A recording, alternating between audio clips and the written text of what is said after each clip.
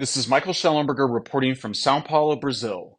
Last night, around 8 p.m. local time, Federal Supreme Court Justice Alexandre de Moraes announced a criminal investigation into Elon Musk, the owner of X, formerly known as Twitter, for allegedly spreading disinformation, obstructing justice, and allowing people who J. Moraes had banned from social media to freely express their views. J. Moraes said he would fine X $20,000 per day for every banned person who Musk allows to speak. As such, J. Moraes has taken Brazil one step closer to being a dictatorship. What's more, the events of the last few weeks make clear that Elon Musk is the only thing standing in the way of global totalitarianism. Without free speech, there can be no democracy. If X goes down, we must continue to fight. We can continue to communicate through email and other social media platforms such as Facebook. But email is no substitute for the capacity of social media platforms to share information instantaneously with millions of people. And Mark Zuckerberg, the owner of Facebook, abandoned his principled free speech position in 2020 after 3 years of relentless pressure from activist NGOs and corporate advertisers. Today, Facebook actively represses the spread of news. As for the mainstream corporate news media, it's never been more corrupt and totalitarian. With few exceptions, the corporate news media spread disinformation and government propaganda as a matter of policy. And nobody demands censorship more than the corporate news media, which benefit directly from governments shutting down their competitors. Governments are either not protecting free speech or actively participating in the war upon it. Last month, the U.S. Supreme Court held a hearing where the justices made clear that they were fine with the U.S. government pressuring social media companies to censor. Last week, the Scottish government implemented a law to crack down on so-called hate speech, including jokes by comedians. In Ireland, the government wants the power to send police into people's homes to search computers and phones for so-called hate speech. In Canada, the governing Liberal Party wants the power to send people to prison for life for things they've said.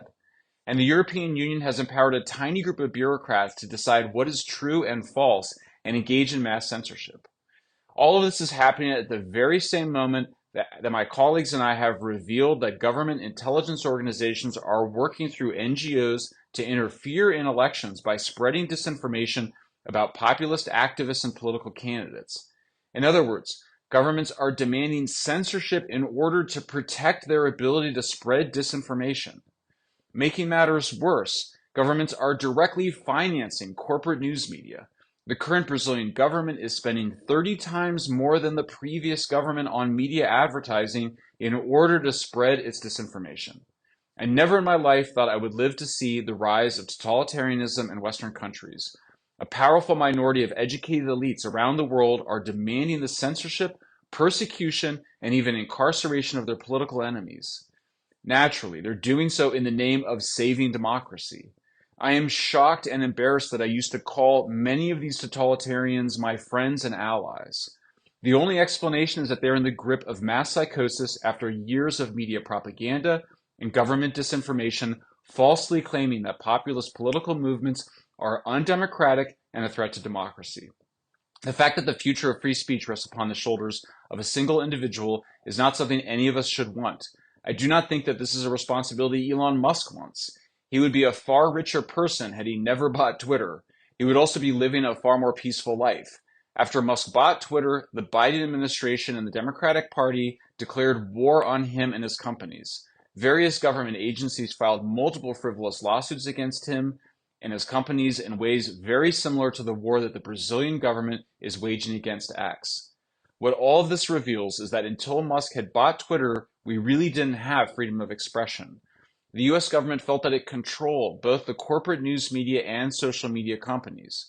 We saw in the Twitter files that the FBI orchestrated a disinformation and censorship campaign in order to protect Joe Biden.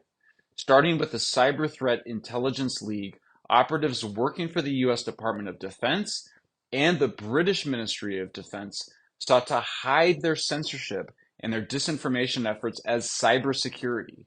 After that, the U.S. Department of Homeland Security and the Stanford Internet Observatory engaged in a mass censorship effort around the 2020 elections and COVID.